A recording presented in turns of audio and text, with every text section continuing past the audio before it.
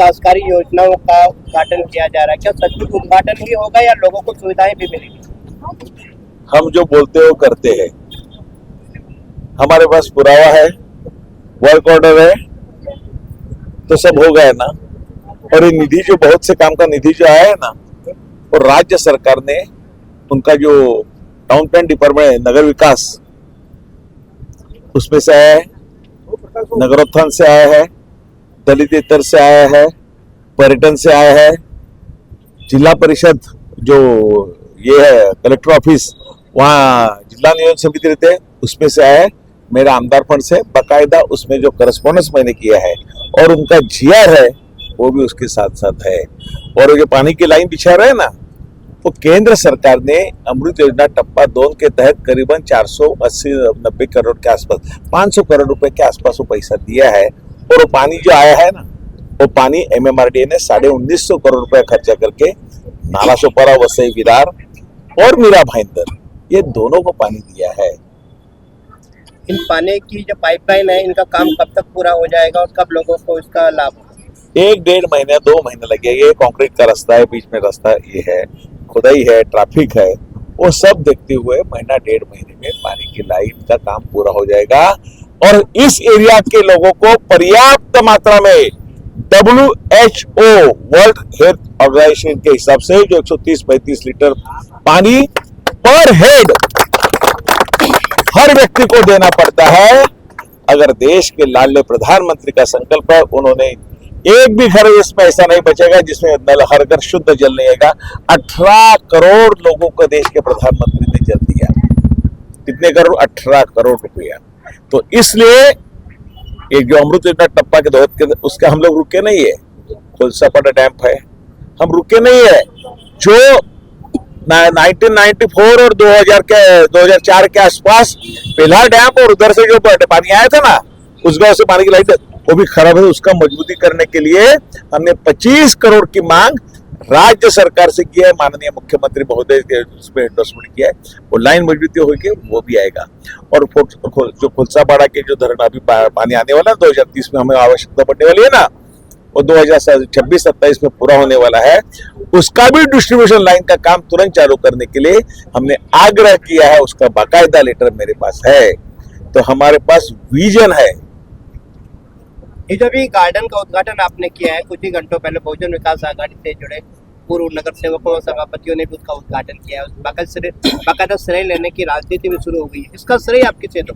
नाला सोपारा विरार के लोगों ने उनका कीमती वोट दे के, बहुमूल्य वोट दे के उनका जनप्रतिनिधि कहते मुझे चुना है।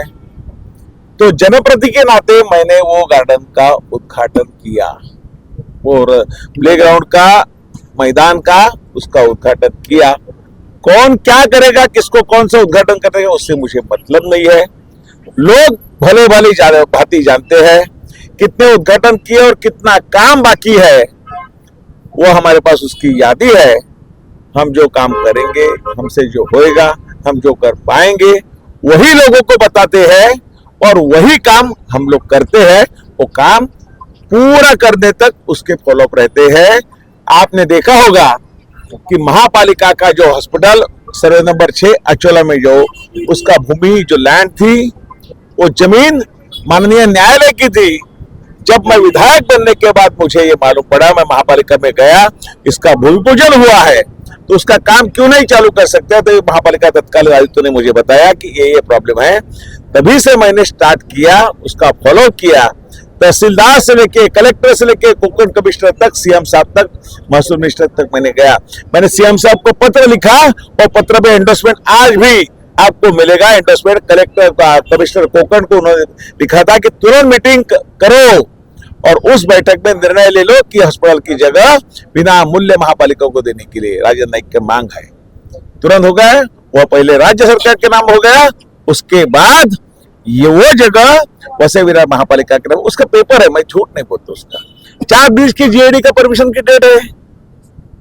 आज भी वो डेट नालासोपारा अलकापुरी और वसई का ये वसई पूर्व पश्चिम में जोड़ने वाला जो नायगांव और वसई के बीच में है, वो रोड का अभी भी जो जगह है वो महापालिका को हैंडओवर नहीं हुआ है, लेकिन ये जगह जो ओसवाल नगरी और विराट नगर का लाइन क्लियर है, उसको अंतिम मंजूरी लास्ट और आने वाले कार्यकाल में ये जो सॉइल टेस्टेड भी होने चालू हो जाएगा, वो सब चालू हो जाएगा। आप देखेंगे हाईवे से आने वाले रोड 2008 में एमआरडी ने बने थे, आप भली बात ही जानते हैं, विराट नाला सोपारा वसई के बने थे, उसके बाद बना नहीं है road, patchwork.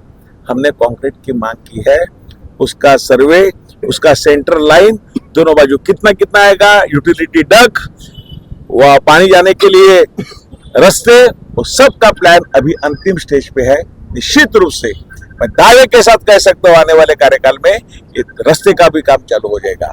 Overbridge, road overbridge, railway के ऊपर करें रोड के ओवरब्रिज, उसका भी काम चालू हो जाएगा। जो पानी यहाँ भरता है ना, बारिश में जल भरा होता है ना, उसके लिए नीरी और आईआईटी का अहवाल का इम्प्लीमेंटेशन, उसके साथ यहाँ 80 से 90 एकड़ जमीन नाला सोपारा वेस्ट में हमने जब यहाँ प्लेग्राउंड के आगे थोड़ा, जिसका माननीय पालक मंत्री महोदय ने देखा, उसके लिए हमने 50 करोड़ होल्डिंग पॉन्ड के लिए मांगे हैं। हम खाली होल्डिंग पॉन्ड करके नहीं छोड़ेंगे, उस एरिया में हम लोग चौपाटी बनेंगे, ताकि यहां से समुद्र पे जाने की आवश्यकता नहीं, बट चौपाटी और एसटीपी का फिल्ट्रेशन का पानी, टर्सरी ट्रीटमेंट किया पानी उसमें जाएगा, तो वहां उसमें भी कमल खिलेंगे। यह हमारी प्रयास है, और जिस तरह से लोगों ने हमारे ऊपर विश्वास रखा है, हमारे ऊपर कर्जा दिया है, हमारे ऊपर रिस्पॉन्सिबिलिटी छोड़ी है, इस नाला सोपारा, वसई और विरार का विकास करो।